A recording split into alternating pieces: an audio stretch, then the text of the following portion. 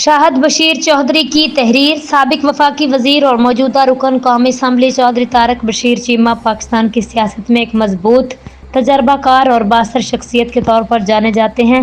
انہوں نے اپنی طویل سیاسی جدوجہد کے دوران ہمیشہ عوامی خدمت، ترقیاتی کاموں اور علاقائی بہتری کو اپنی سیاست کا محور بنایا۔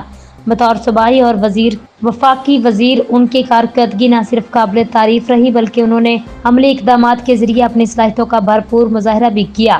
چودھری طارق بشیر چیمہ کا شمار ان سیاستدانوں میں ہوتا ہے جنہوں نے صرف وعدوں تک محدود رہنے کی بجائے عملی طور پر ترقیاتی منصوبوں کو مکمل کر کے عوام کے دل جیتے۔ خصوصاً تحصیل کے زمان میں ان کے دور میں ہونے والے ترقیاتی کام پاکستان کی مقامی سیاسی ایک نمایاں مثال کے طور پر پیش کیے جاتے ہیں۔ سڑکوں کی تعمیر، تعلیمی اداروں کی بہتری، صحت کی سہولیات کی فراہمی، بنیادی انفراسٹرکچر کی ترقی جیسے منصوبوں نے اس علاقے کی تقدیر بدلنے میں اہم کردار ادا کیا۔ اب چودھری طارق بشیر چیمہ کی توجہ حلقہ این 165، حلقہ پی پی 248 کی ان یونین کونسلز پر مرکوز ہے جو حالیہ حلقہ بندیوں کے بعد شامل ہوئیں۔ ان میں چنی گوٹھ، مہند، راجڑہو اور کلاب جیسے علاقے شامل ہیں جو ماضی میں ترقی کے حوالے سے کافی حد تک نظر انداز رہے، تاہم موجودہ قیادت نے ان علاقوں کی محرومیوں کا ازالہ کرنے کا عزم کر رکھا ہے۔ گزشتہ 2 سالوں کے دوران ان یونین کونسلز میں 1.5 ارب روپے سے زائد کے ترقیاتی منصوبوں پر کام جاری ہے۔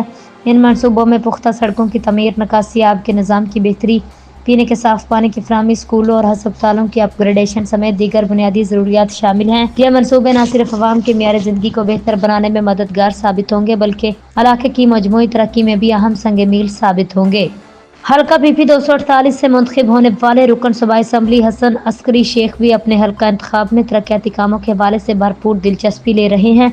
وہ مسلسل عوامی رابطے میں رہتے ہیں، مقامی مسائل کے حل کے لیے متحرک کردار ادا کر رہے ہیں۔ ان کی کاوشوں کو چودھری طارق بشیر چیمہ کی مکمل رہنمائی اور سرپرستی حاصل ہے، جس کے باعث ترقیاتی منصوبوں کی رفتار میں مزید تیزی آئی ہے۔ سیاسی سماجی حلقوں میں یہ امید ظاہر کی جا رہی ہے اگر یہی رفتار برقرار رہی تو آئندہ 5 سالوں کے اندر ان علاقوں کے تقریباً 80% ترقیاتی مسائل صرف حل ہو جائیں گے۔